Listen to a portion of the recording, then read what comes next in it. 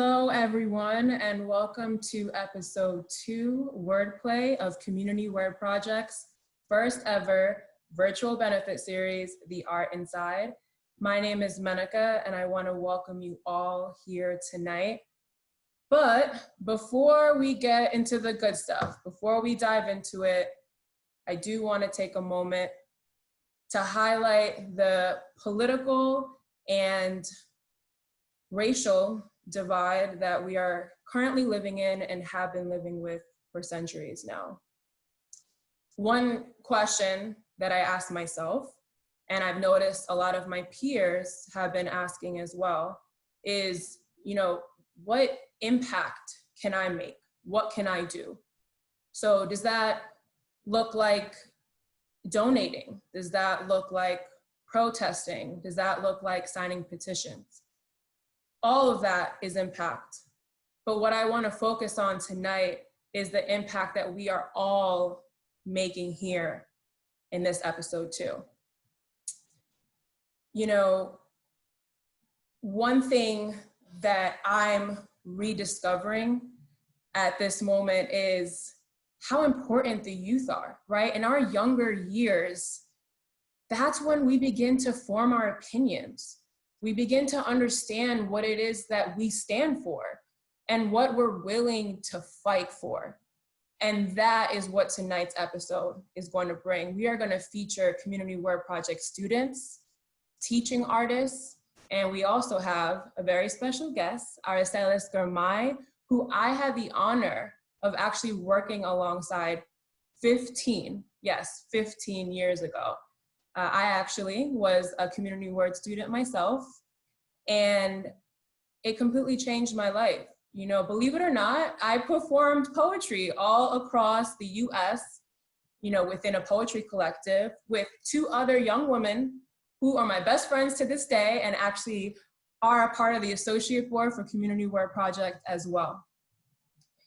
And tonight, I want us to focus on this platform and how we are empowering the youth, right? And their voices. So we are in for a good show tonight. And, I'll stop my speech here so we can get to the good stuff. So without further ado, your host for tonight, Bria Harden.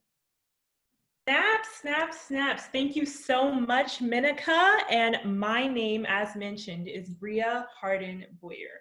I want everyone to get used to this tonight because this is how I show my appreciation, my love, and my support. I'm figuring out my art inside is the support I demonstrate to others. What's yours? For episode 2, Wordplay, we're going to tap into the words that people use to display the art they feel inside. We have about 30 minutes in store for everyone. We have 6 performers who are going to show you all that they have with the art that's so sacred to what they hold dear. A few housekeeping rules that I want everyone to hold and keep in mind. 1, this is a virtual event, and we at the Community Word Project are raising money. Please feel free to check out the CTA, that is the donor panel or portal for the Community Word Project. I have an anonymous donor that's going to match up to the $1,000, whatever anyone else donates today. So it's an amazing opportunity for this episode. Please take advantage of it. The second housekeeping rule is to remember that we have a Q&A. I did my snaps when I show my love. You can ask a question, leave a comment, or just recite a verse that touched your heart. Whatever you decide to do, please do it in the Q&A section. And at the end, we're going to have a talk back. The last housekeeping rule, and this is coming from me to you in my own home, is this is a live stream. So to our audience members, you don't have to worry about anybody seeing you. You can go get a glass of water, hug your teddy bear, sit with your mom. Don't worry, we can't see you, but please keep your eyes on the prize, which is our performers. With that being said, our first performer, Jay Howard, take it away. Thank you for having me. I start off every performance with a Black haiku. Where can I be Black? Instead of just blackened out, where can I be me? The poem I have today is called What's Real? What's real? I dream in black, my nightmares are black. Sometimes I don't know the difference between a space shuttle and the Nina, La Pinta, and La Santa Maria. We take broken elevators and sailboats to infinity and beyond, sign declarations declaring people less than and claim one small step for man, a giant leap for mankind. We are all created equal, make America great again. I don't know what to believe anymore. It's hard to discover what already exists. Christopher Columbus becomes Neil Armstrong. George Washington becomes Donald Trump. Star Wars becomes Civil Wars. May the force be with you in a field of dreams where by nature, Black dreams are strange fruit hanging from the poplar tree. I'm rooting for everybody Black. I dream in Black. My nightmares are Black. Sometimes I see dead people, and when I wake up, I still see dead people. I'm surrounded by mirrors of myself. I cannot Jordan Peele us apart. When looted in misery, how do you turn off the dark? I tried once like the blackout of 2003, New York City. It was the only time my skin felt lighter than the world I was in. I didn't know complexion had a weight to it.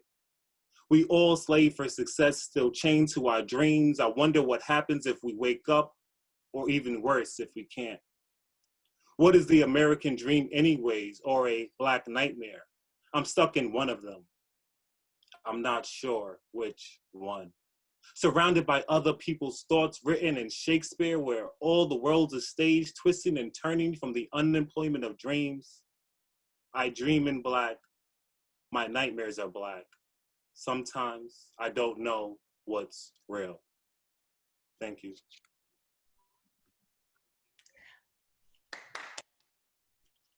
Let me run that back. I dream in Black, my nightmares are Black. Sometimes I don't know what's real. Jay, tell us again what the title of that piece is. The piece is called What's Real. Just sometimes examine it. That was phenomenal. And I think every time I hear you say it, it gets a little deeper and a little bit more real. And before I get into my question, I just have one more request of you. Could you tell us the haiku one more time, just so people can remember it?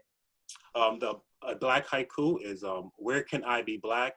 Instead of just blackened out, where can I be me? Thanks so much. My question for you, as I'm listening and analyzing your work, I understand this is it's a conversation with the past. It's a conversation with what was, and I want to know what aspect of history most inspired this piece and why. Ooh. I like to have conversations with different forms of history in the current culture as well. I know I wrote this piece last September. For me, like I was reading something, watching Star Wars because I was binging on Star Wars, but also like rereading something about Christopher Columbus, and then just thinking about like, what is this conversation that we have with the past and the present, but also like, what is real about it? Sometimes the truth is there, sometimes it's not. And it also has to do with a quote from James Baldwin that he has, imagination creates a situation, or the situation creates imagination. It may be, of course, the other way around. Columbus was discovered by what he found, right? So like thinking about that quote itself brought me into this piece as well. Phenomenal, Jay. Thank you so much for sharing. We have a Q&A, so I'll maybe inspire our audience members to drop their questions in the Q&A box. Thank you so much. We'll be looking forward to hearing what more you have to say. As Jay said, the imagination creates a situation. With our second performer tonight, Topaz Rodriguez, I would love to know what we can imagine with you today. Topaz, take it away. Thank you so much for having me. I just need one moment. All right, let's do this. How strange is it for grief to shrink into a glass that had the words Puerto Rico with this flag on it, or the Chineto's face, sorry, the Chineto's face littered with teacups and plates from weddings before you were anything. It was the size of a picture that used to be much bigger in my hands, But then again, when you're 9 years old, your hands were still adjusting to being held blessed, if at all, on lucky days. How strange is it to find some sort of merit that felt more like mockery in this sunken situation, where broken people who did the bare minimum were miracles made into glue to hold you before more pieces of you could break off.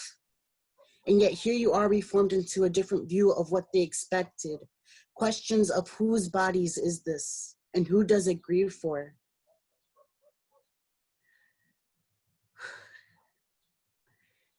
Who does it grieve for float above you? The grief so small, yet still able to drown you. I wonder if this is why we go back 100 miles across to bury them when they die. The ability to stop drowning near land you know of sounds better than drowning on the sea that saw versions of you die many times. The land that houses the people you wish you knew less of. And the sky that knew too well of the endless storms. And the sunlight that made you return to who you used to be on this land long before genocide could come. The smell of grounded coffee reminds you of the cot you would sleep on. The smell of cocoa butter, a vanity too sinful to purge. Mustaches remind you of jokes and Pepsi ice cream floats. Glasses larger than life remind you of adoption papers, a dancing blonde Honda, and a man who did the bare minimum, even at the end of his life. How strange is it for grief to shrink from this island of ghosts, people, and lives you may one day repeat, and become a mug with the island's name on it. A picture of a miracle rested 100 miles from you. A shrine of life made of cups that will never be used, while you still have yet to be something.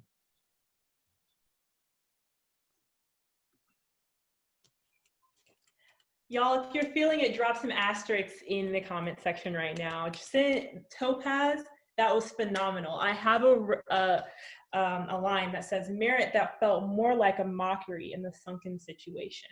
And I automatically think of Get Out, of course, when you talk about the sunken place. But I would love if you could tell me, what are you seeing when you're writing this piece? I'm getting the rays of Puerto Rico, and I'm hearing the street that you're walking down. Please talk to me about it. Okay, so a bit of background. My generation, like specifically me specifically, because I'm like one of the younger people in a very, very older family. I'm extremely organized. My family was the family that immigrated from Puerto Rico during the Operation Bootstrap era, where America's just like, hey, Puerto Rican economy, we're gonna rock your shit. And I'm like, oh, okay. So my family left and made a home here in New York. Like, we were literally 100 miles across from where my family used to be. And my grandfather passed away on Independence Day for America 10 years ago. Like, I was very little when he passed away, but he was my only father figure. So this was like kind of me going through the old, I've got the English word for chinero, hold on. Oh, for the china cabinet that had all of the weddings that my grandma and my family saw before I was a light in my mom's eye. So I found a picture of him when he was much younger, and I was like, oh, the grief of like my only dad figure kind of came back, and it's just like, hi, you're gonna write about me. And I'm like, oh, I'm gonna write about you, okay.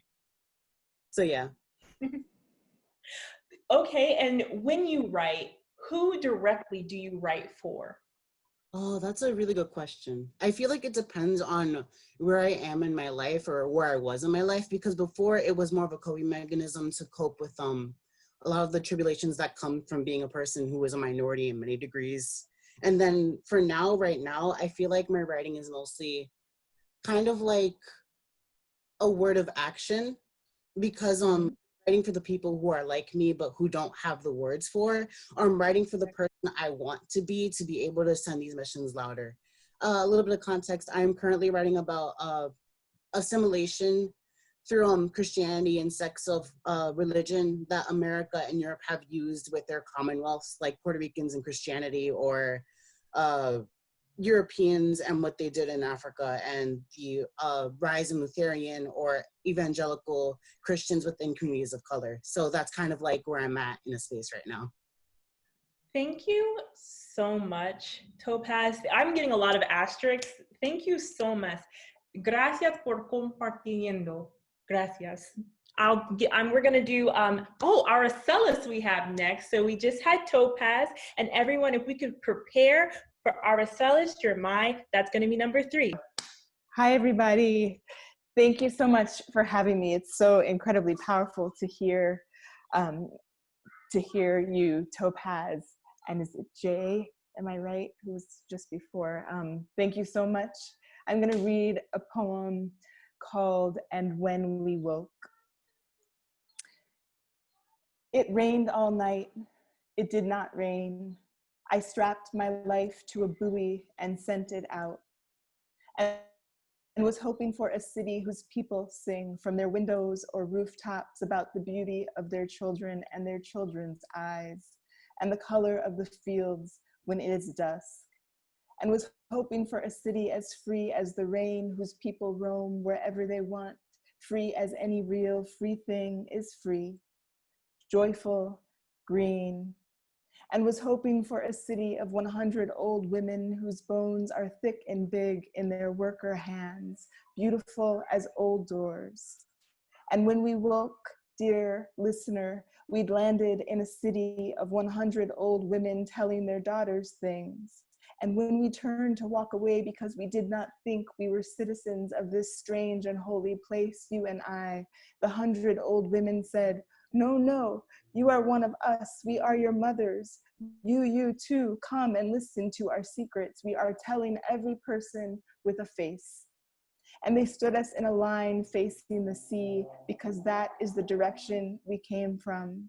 And behind us, there was another line of women and another, and we sang songs, and we filled the songs with our mothers' names, and we filled the songs with trees for our mothers to stand under, and good water for our mothers to drink. And we filled the songs with beds for our mothers to lay down in and rest. We filled the songs with rest and good food for our mothers to eat. We made them a place in our singing, and we faced the sea. We are still making them a place in our singing. Do you understand? We make them a place where they can walk freely, untouched by knives or the police who patrol the borders of countries like little and fake hatred gods who patrol the land. The land says, "I go on and on so far you lose your eye on me." We make our mothers a place in our singing, and our place does not have a flag or even one language. Do you understand? We sing like this for days, standing in lines and lines facing the sea. The sea knows what to do. We sing like this for days until our throats are torn with singing. Do you understand? We must build houses for our mothers in our poems. I am not sure, but think this is my wisest song.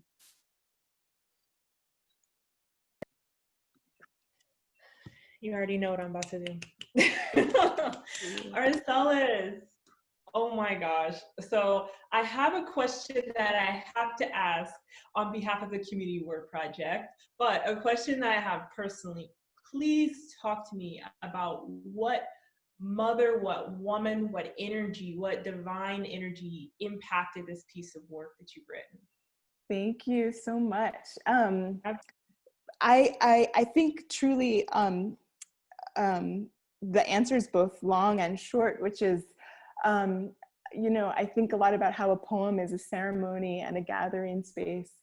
And I think about, you know, biological mothers and ancestral mothers and the people who helped others to grow. And part of that is also connected to Community Word, of course, and the work of Community Word, which also helped me to grow. So the mothers, the motherers, the ones who helped us to grow. If I heard correctly, I think you said Community Word Project helped you to grow. Yes, yes, yes. Why did you say that? Funny, could you talk to us a little bit about your relationship with the Community Word Project? Yes, 2001, I joined Community Word Project as a teaching artist in training for the teaching artist, to teach the teaching artist in training program. And 2001 was, of course, a very difficult year. And I met some of my close friends, my closest friends, as Menika mentioned. I met some of my closest friends through the teaching artist training program. I really had to articulate my hopes as a teacher and a writer and think with others really critically and beautifully about what we hoped a poem might do.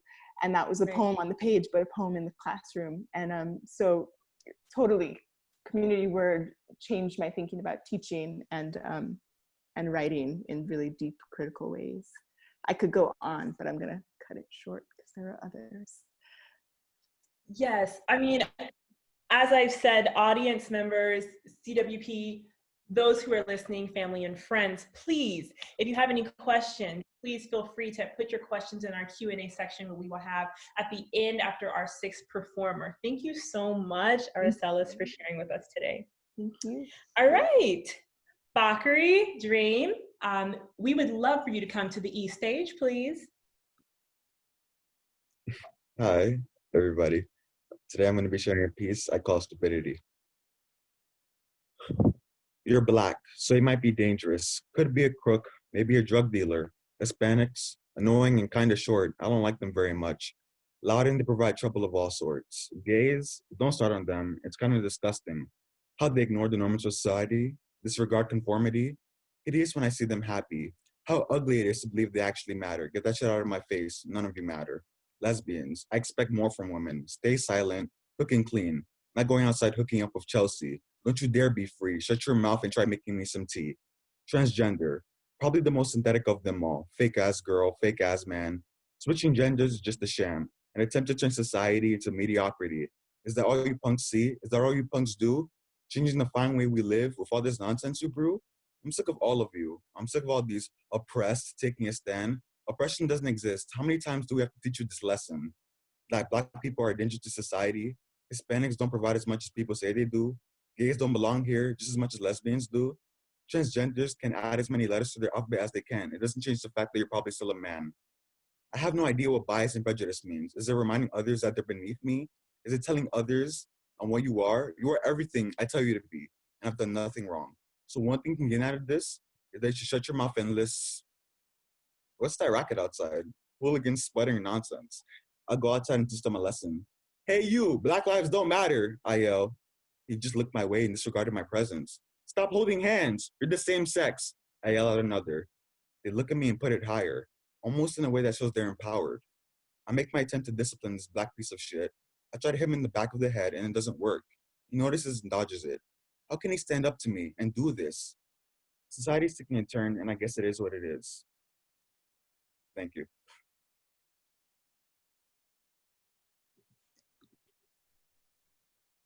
I'm gonna sip my tea on that one. That was phenomenal. Thank you so much, Bakari. My question for you, and I feel like it's a question that's repeated over and over again, but each generation we would like to think from the generation that preceded them is the generation of change, the generation that's going to pave the way. I would like to think, especially with what's going on in the world currently, which for Black people in this country, but other intersectional folks, is the tipping point. This is where we say no more. But there are other things, especially through your art, that we could talk about. If you could talk to our generation right now, based on what inspired your poem, what would you say? What would you want them to take away?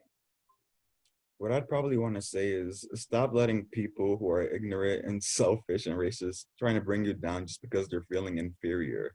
Because to me, that's kind of what racism is to me. Just bringing people down just so we don't feel inferior kind of gets me annoyed, and that's why I kind of wanted to write this piece. Do you have like a piece writer or an author or a movement or a situation that inspires this piece, but also pieces that you write in general? I always like to write my my poems and my stories on current events. Okay, well, if you're like me, like I said, if you have a question for Bakari, please feel free to put it in the Q&A section at the bottom. And by the way, to our audience members, making sure you guys are still there, you can still donate to CWP. We have the CTA in our on our website, and you should have gotten it in your invite. But if you didn't, you can always check out CommunityWordProject.org, and this is the episode 2 of the ArtInside.org series. Thank you so much, Bakari. Up next, we will have Nasa Haraway. Hello, everyone. I'm Nasa. This is a poem I wrote about 2 years ago. It's called Nightmare. When did I become my mother's worst nightmare? The nightmare that had shaken her warm body to a dead corpse. It was last summer, while cow for 11 under the sun, not realizing that my skin color would make me the next national headline for a movement.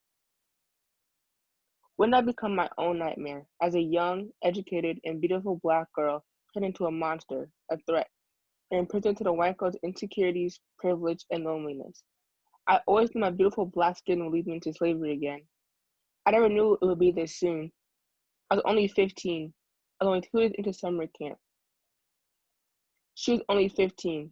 She was only 2 days into mastering my puppet strings, as she was the master of my Blackness, as she controlled the steady roaring whispers that followed me around for 3 weeks. You know that girl, she's Black, with gold hair pieces, the one you always hang out with, Vanessa? Yeah, her. I think she has a gun. A gun? The same gun I used to shoot the twisted thoughts and words that came out of your mouth and kill each thought and word with a simple smile. It's all I ever gave you, a smile. You're taking my kindness for weakness, but Black people don't get weak because my ancestors didn't carry our lives across oceans and seas to create your ignorance and privilege mentality. So much for paying homage.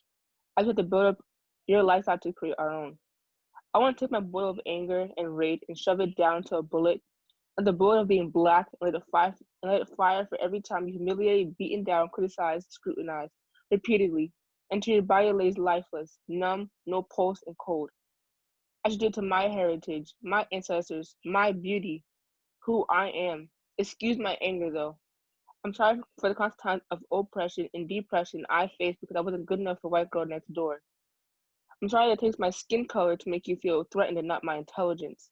I'm sorry it takes a Black person to die for the world to see that Black on Black crime is taking place. But trust me, I won't shoot at you because I aim to inspire and not devour. And all I have to say is my life matters. And that's the end of the poem. I didn't even get to write that down. Oh my, can you repeat the last line, please, one more time? Trust me, I won't shoot at you because I aim to inspire and not devour. All I have to say is my life matters. Oh my gosh, Nisa. Okay. We'll go offline on my questions, but for the sake of our virtual series, can you talk about at what point in your life did you find your art inside, or when did you decide that you wanted to use words to convey or express yourself? I would say I didn't really know I had this gift of poetry until I came with CWP with Katie in 9th grade, and she came to my school, and I was like, hey, I like writing. And when this experience had happened to me in 2018, I believe, it was kind of my way to use this platform to advocate for girls, young men who are constantly faced with macroaggressions, racism every day, because I experienced a blatant act of racism for just being my skin color. So this is my platform to advocate for those things, and I have been ever since I was a CWP. So I'm grateful for this platform to use this to create advocacy and change. And I hope I may speak on behalf of CWP when we say we're grateful for you for sharing with us today. And my question now becomes, what do you see in relation to the future of your work and your poetry? Where would you like it to go? I'd like my poetry to go extremely far. I mean, currently right now, I'm working on a poetry book actually. So I'm hoping that once people hear my voice and this book goes to the masses, that people understand that it's tough being a teenager, especially in New York City, and dealing with being a person of minority wherever you come from. So it's tough, and these are my experiences. And I feel like this should be heard. I'm speaking on behalf of minorities and teenagers and African American young women who experience things from our own culture, from the world, society, and it's a voice that's been silent for way too long. I think this is the right time to bring that out. I definitely agree. And I would like for you to share with our audience at home when we can expect some poetry from Nasa Haraway. Well, the book is going to be finished by September, so Okay. hopefully you guys would get that, and I'm going to publish it, so that's when it's coming out. We are looking forward to that. Everyone, support a Black woman poet today. Okay, thank you so much, Nasa. And Thank you. we have our final performer. She's last, but she's most certainly not least. Meher Manda, if you would please step to the virtual stage.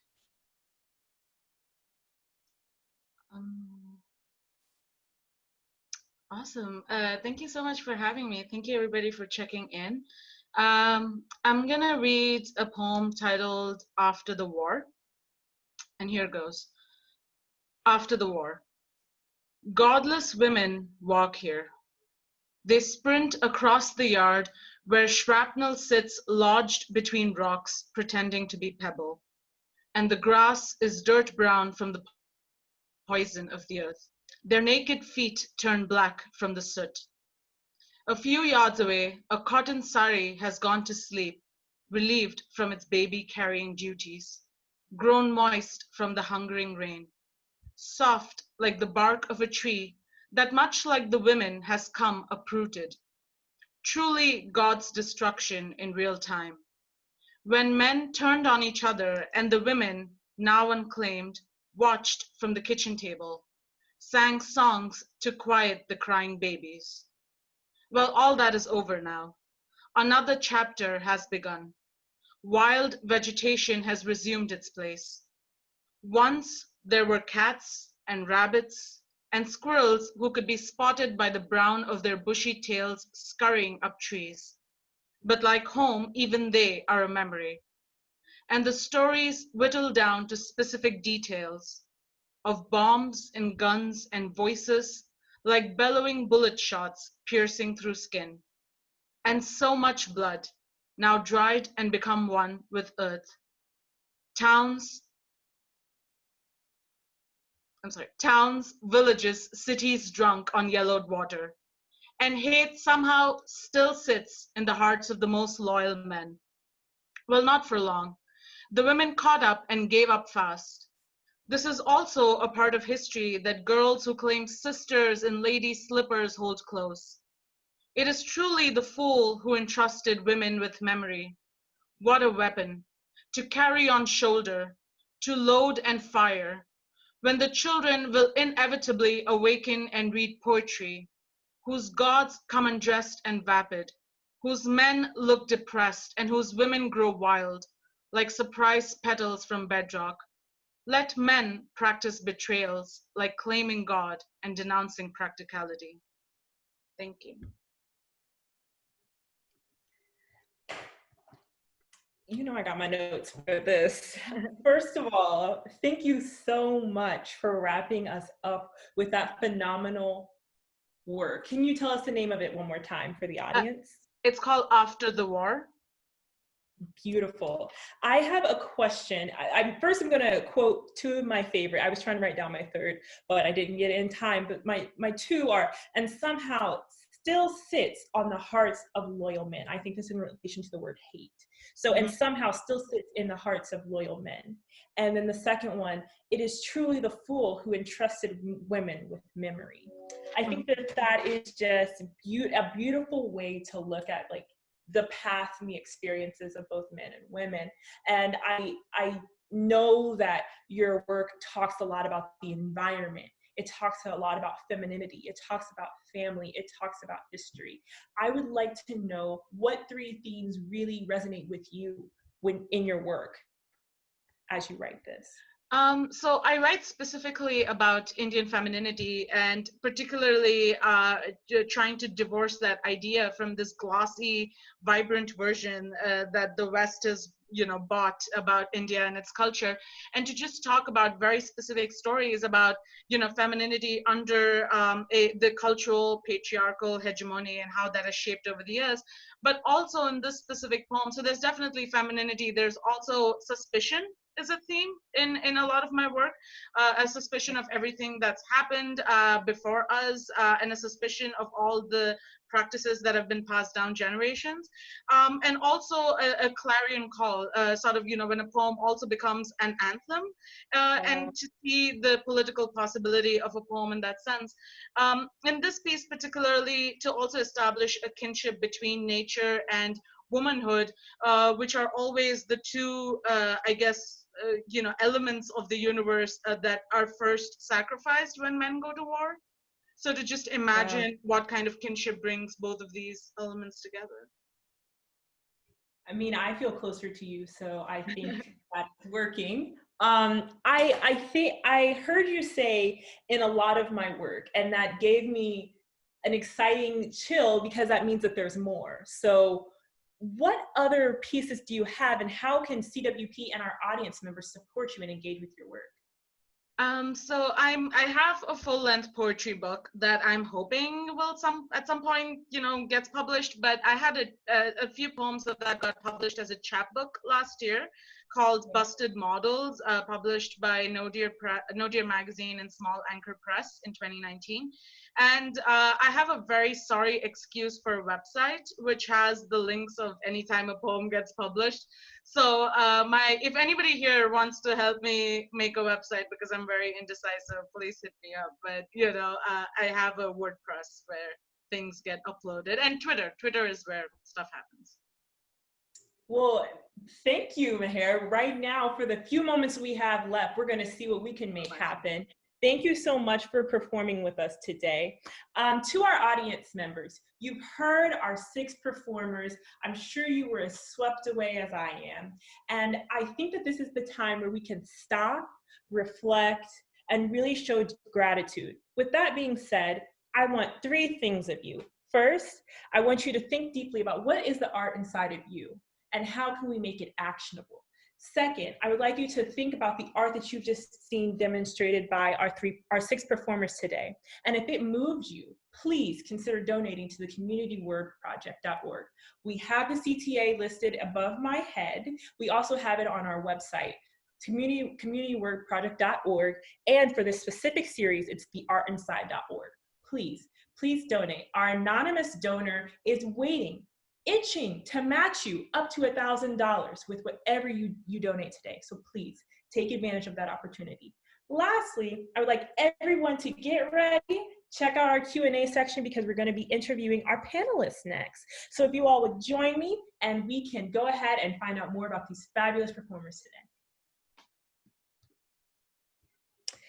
Got some questions rolling in. All right, our first question is for Jay. Jay, Abraham asks, where do you feel most real in quarantine?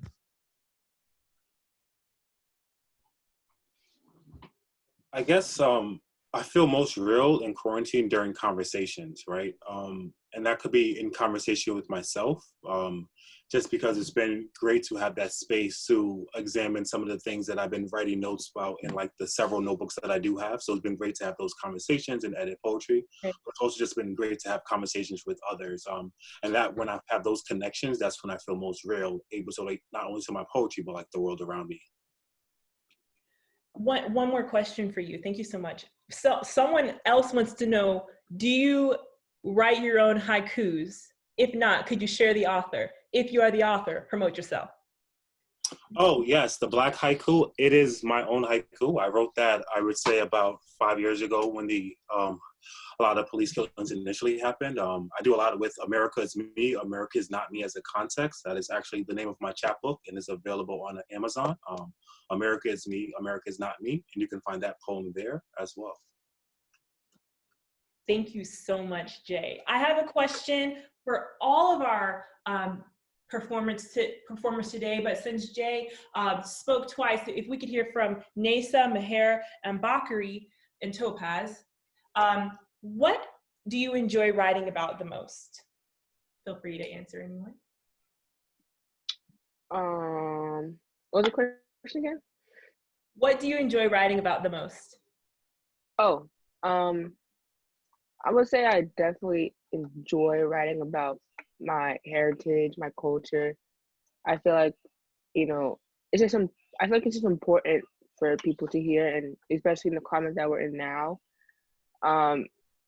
You know, things are going a lot of different ways, and I think the voice of the youth should be listened to. And I've seen it from personal experience that it has been very shut down. So I enjoy writing about my culture so that people understand what it really feels like to be a person of color, especially when you're young. So that's what I enjoy about writing about. Thank you so much, Nisa.